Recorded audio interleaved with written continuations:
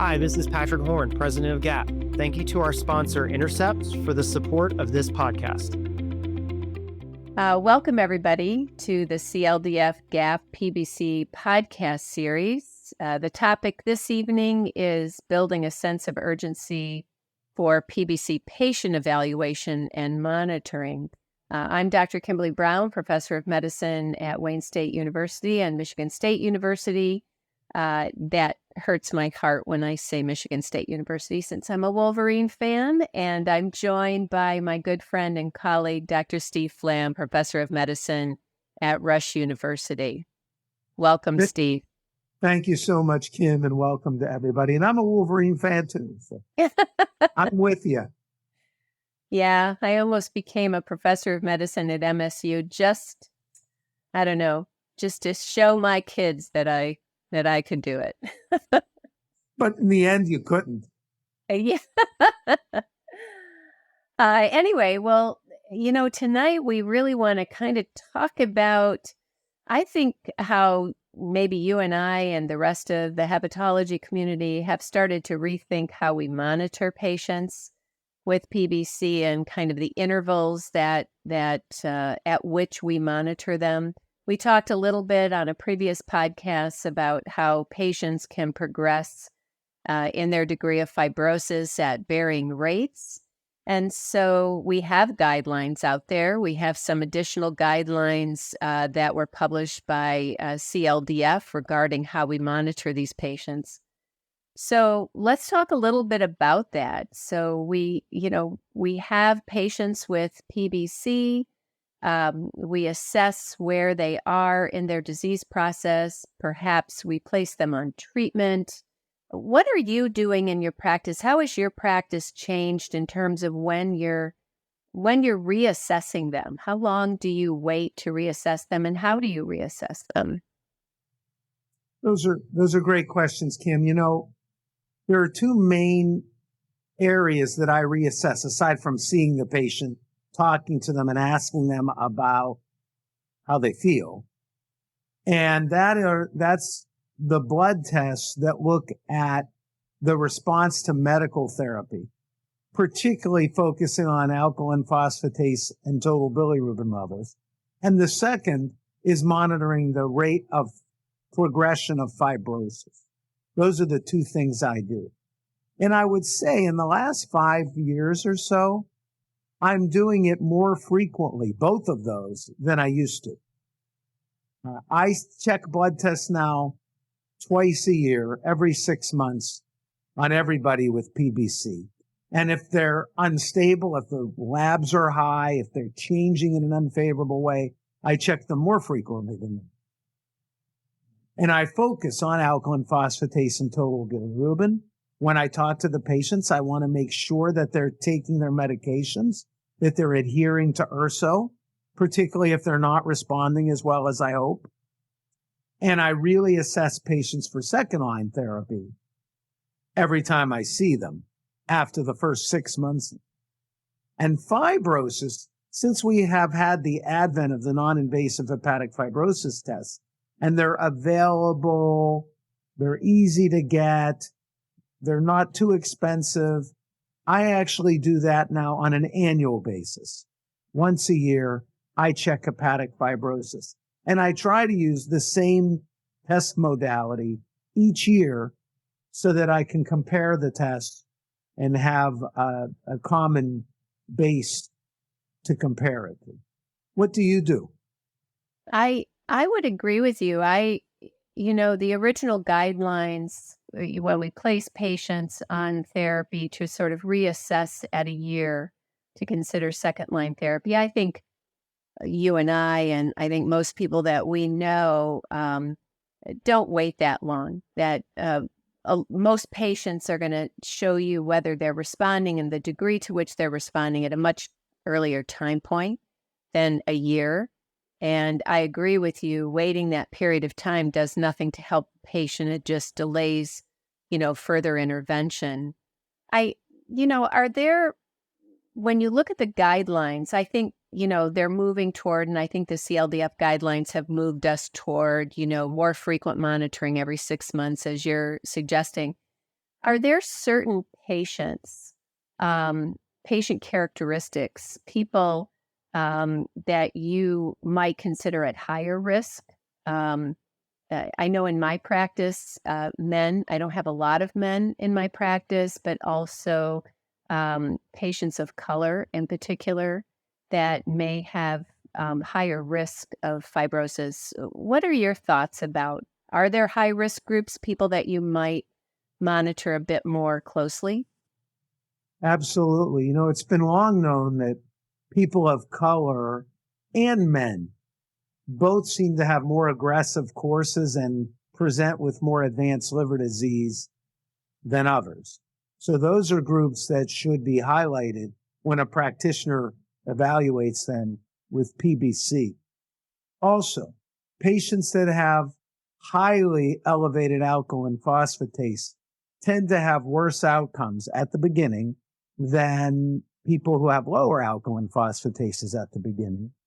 And then, of course, people that have more fibrosis at the beginning tend to do worse than people who have less fibrosis at the beginning.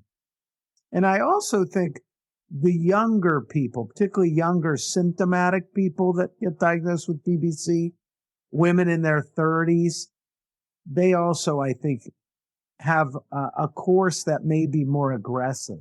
So there are certain things when you see a patient that cross your mind that make you think whether or not they might have a worse prognosis. Kim, do you use the scores for predicting long-term outcomes? So I'll be very honest with you. I don't routinely use them in my practice. I think that those high risk groups, as you've pointed out, those are patients that I know are at higher risk. It's doing those scores doesn't change how I monitor a patient, or how I treat a patient or what I tell a patient. So I have not routinely used those scores. How about you? I don't use them either. Every once in a while, I have a patient that does. Some of these patients are involved in patient advocacy groups and patient groups, and they talk about the scores and all of that, and they use the scores. I don't use them in practice for similar reasons to you. I don't find them that helpful. It's more seeing a patient and knowing some of the risk factors for worse outcomes, and really emphasizing to all your patients, particularly those patients, that they need to follow up, as we recommend, not to blow off follow-up visits and follow-up blood tests and miss liver cancer screening if they have advanced liver disease, because the danger for them is great. Have you had experience maybe with a patient? I mean, are there patients now that we have, choices or, more options for treatment for patients than we have had previously? Has that moved you toward earlier monitoring? For example, you have a patient with, as you pointed out, a very high alkaline phosphatase. Maybe you place them on first-line therapy, ursodiol, and are you going to wait 6 months? Are you going to monitor them more at an earlier time point? Maybe add second-line therapy? I know that's not in the guidelines, but what do you do in your practice? Well, when I first start URSO, I check the patient at month 3. Okay. And then at month 6, and then usually every 6 months after that. I don't add second-line therapy yet until month 6 because I give them a chance. But as you're alluding to, Kim, most of the response that you observe to URSO or the second-line therapy agents in PBC happens within the first 3 months, actually. There is sometimes a little bit of a drift after that between month 3 and 6, maybe a few months after that, but the majority of the response, in my experience and the data that I've seen from studies, is right up front. So you get a pretty good idea where you're going to end up.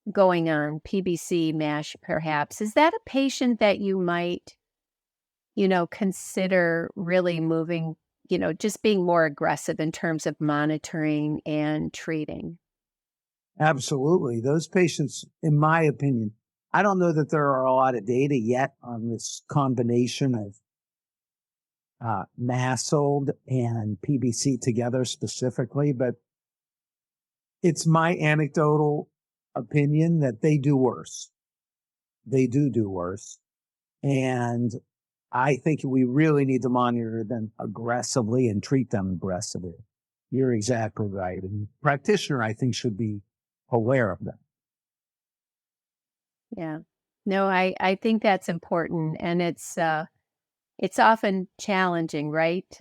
Seems like everybody has MASLD or MASH these days. So we don't want to overlook the fact that they can have an alternate diagnosis or an additional diagnosis as well. But I just want to thank you and thank our listeners for the time that they've spent. Any final comments, Steve, that you'd like to make? That when you have a PBC patient, monitor them aggressively. Do not be lulled into a false sense of security that they're doing okay and that even if they look okay, because fibrosis can move forward. And whether or not it's reversible is unclear. So you would rather it not happen. So monitor your patients, follow their alkaline phosphatase and their total bilirubin. Treat with medical therapy aggressively. Don't wait around. It's month 6 at the latest for making an assessment of second-line therapy for patients. And I think you will do your patients the best service, which is what our goal is. How about you? Yeah, no, I think those are all really great points. I think my philosophy is that, patients at the end will not die of my disease, which is liver disease, right? That we're going to keep them going, and all the other medical comorbidities that everyone has are what will eventually lead to their medical problems. But I think we have a lot more tools in the toolbox now, and I think your points are well taken about monitoring patients really closely so that we can get effective therapies to our patients. So I'd just like to thank you, Steve, for your insights tonight, and thank our listeners for participating in the CLDF GAPP PBC podcast series. We look forward to the series continuing and for the audience to join in for future podcasts. Thank you.